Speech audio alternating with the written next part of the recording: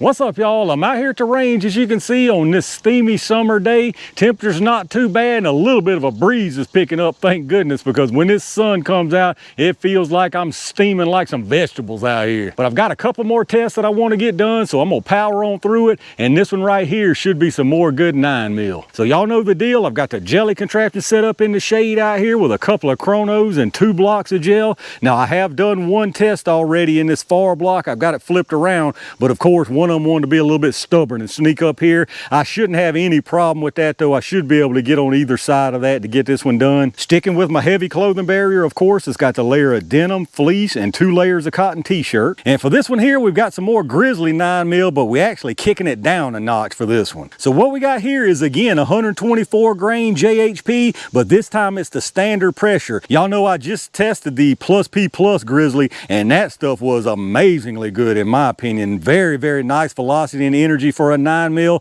This right here, I'm hoping does good. Now, the velocity on the box of this is saying 1,200 feet per second. I didn't see any kind of test barrel length, so at 1,200 feet per second, I think this is an XTP projectile. You can see here, brass case with what I believe is an XTP projectile. Very, very small opening there.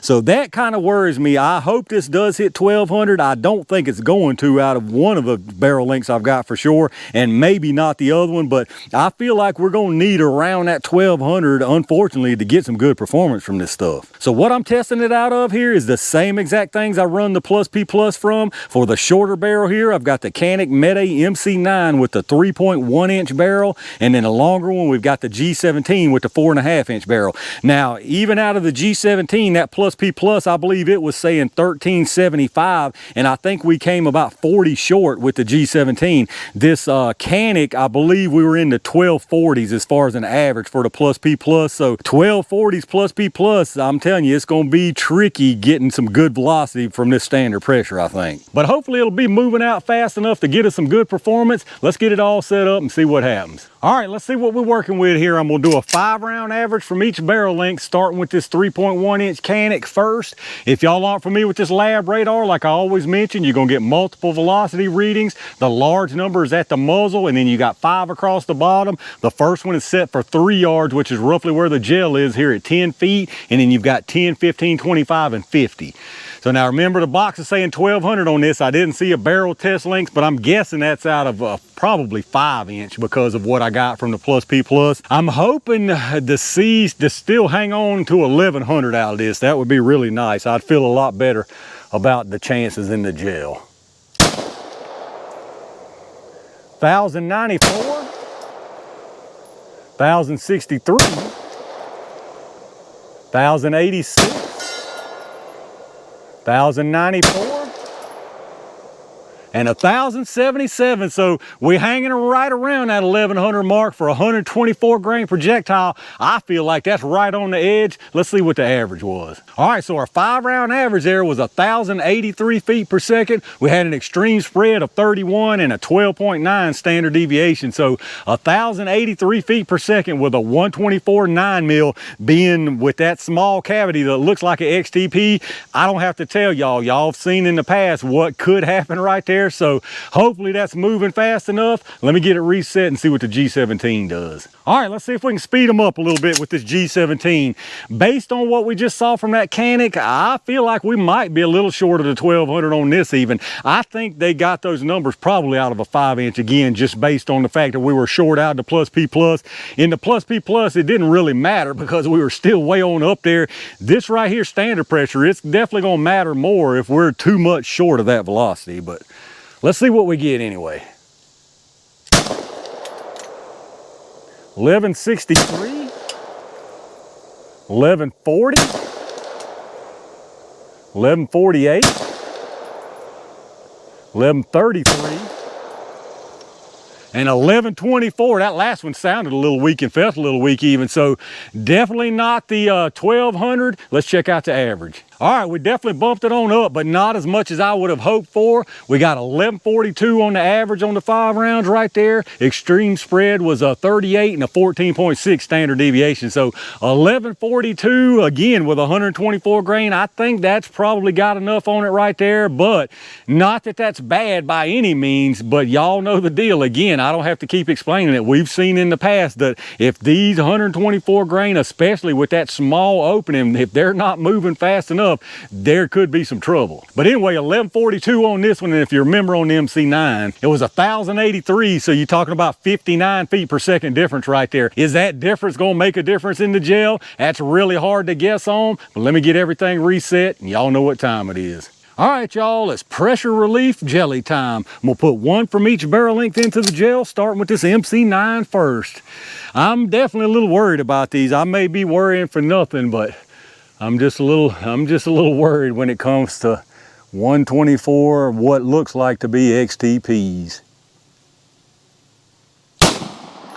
All right, and I heard the projectile way down there off in the distance. Let me go make sure.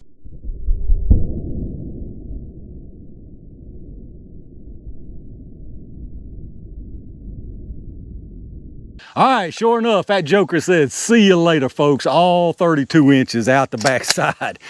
But I don't really have much hope in this one right here either, y'all. This one may have enough velocity to move it over the edge, but I really don't have good hope in it.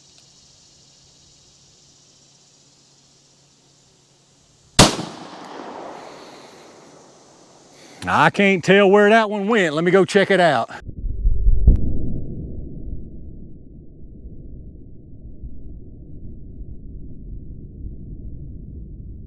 All right, let's check this stuff out down here, y'all. That one was perfectly fine. It's actually behind that other one though, so a little bit tricky, but I'll give you some different angles.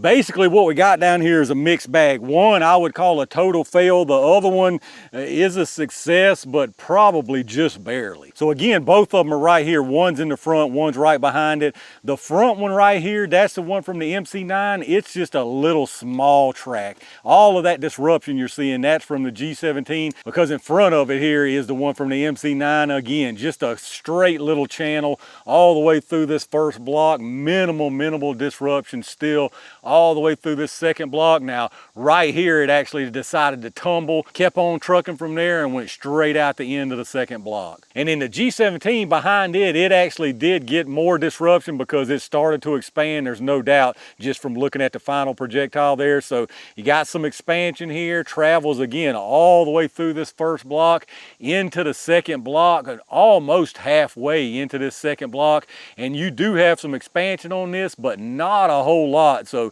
you can tell it was right there at the edge as far as velocity needed to get this thing to work. Penetration measurement on them, again, the MC9 is full 32 inches. The one from the G17 here is out to 23 inches. So again, that's a lot of penetration. I'm fine with stuff like that, but a lot of people probably wouldn't be. And then bringing you in closer here, you can see what I mean. They're lined up. I'll give you an overhead view too, but you can see the one in the front, the MC9, absolutely nothing in the way of disruption. Follow it into the second block. Now there's the one from the G17. You can see what I mean. Definitely got some expansion, but not full expansion, it doesn't look like. And then the MC9 keeps going. There's the tumble, keeps on going and out the end of the block. And then here's your view from above, gives you a little bit better look and a difference between the size of that disruption. Again, you can tell the MC9 did absolutely nothing all the way through, again into the second block. There's your G17, the MC9, there's your tumble, and all the way straight on out. All right, let's take a look at this one little lonely projectile here. As you can see, you actually got some pretty good expansion on it. Now, definitely not all that you were supposed to get and all of this designed to give you. You can see there, you still got quite a divot there that could have peeled back these petals more. You can see how much more of the base is still exposed there and the lead's just not peeled back all that it could be. But 124 grain standard pressure XTP, which is, I'm pretty sure is what this is, that's about all you can really expect from it until you start getting it up into a plus P range and moving a lot faster. So this right here is perfectly acceptable performance to me. However, I personally feel like a little bit less velocity right here and you'd be in a sketchy zone. But let's get us a few measurements on them anyway and see what we got. It started at 124 and it's at 123.4, so probably lost a couple little crumbs, but not much at all. The size numbers on it, you got 502 and 490, so again, this one got plenty of expansion in my book, just not all it was supposed to get. And there you have it, y'all, the Grizzly 9mm 124 grain standard pressure. The answer to the question of can this thing perform without the P's is, I guess, kinda. It kinda did what it was supposed to do. Now, out of the MC9, it absolutely failed. I think that's a total failure in my opinion. You can get that same performance easily with FMJ. As far as this G17 here, definitely not a failure. But again, I personally feel like just looking at this and what I've seen in the past that you're probably right on the edge of not getting even this much performance. So really what this reinforces for me is something that I already knew and already had my mind made up on. As far as 9mm 124 grain, I really like it to be spicy, and stuff like this is the reason why, because when you start getting lower in velocity with a 124-9, especially an XTP projectile, you're just asking for inconsistency and not the performance that you're expecting. All right, y'all, I'm gonna call it right there for another pretty underwhelming test for today. I'm not personally surprised by this right here at all. A 124 grain, again, I've done said it 3 or 4 times, 124 grain, especially XTP, if it's not moving on out, it gives you a fit to get any kind of expansion like you should be getting from it. And this right here is just another example that shows that. This kind of stuff is exactly the reason why if I run 9mm, I want it to be plus P,